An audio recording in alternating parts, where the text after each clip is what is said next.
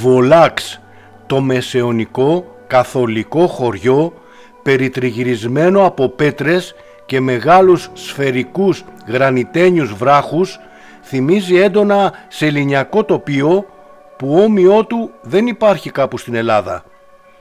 Βρίσκεται σε ένα μικρό οροπέδιο στη μέση του νησιού της Τίνου. Οι βράχοι ή βολάκοι είναι γνωστοί για το στρογγυλό σχήμα τους. Σύμφωνα με τη μυθολογία, οι βράχοι είναι απόρρια της τιτανομαχίας. Ο μύθος λέει πως η μάχη ανάμεσα στους τιτάνες και τους θεούς του Ολύμπου πραγματοποιήθηκε στην Τίνο, πιο συγκεκριμένα στην περιοχή του Βόλακα, και οι βράχοι αποτελούσαν τα πολεμοφόδια των δύο υπερδυνάμεων. Μάλιστα, αναφορές για τα γεγονότα αυτά θα βρει κανείς στον Όμηρο και τον Ησίοδο.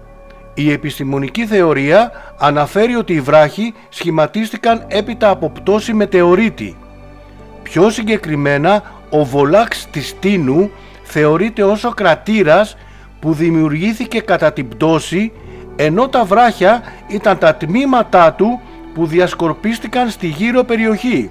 Άλλοι πάλι ερευνητές υποστηρίζουν ότι οι βράχοι είναι αποτέλεσμα έκρηξης ηφαιστείου πριν από περίπου 20 εκατομμύρια χρόνια, όπως αναφέρει και η Wikipedia. Οι βράχοι εκτοξεύτηκαν κατά τη διάρκεια της έκρηξης και με την πάροδο του χρόνου απέκτησαν το σχήμα που έχουν σήμερα.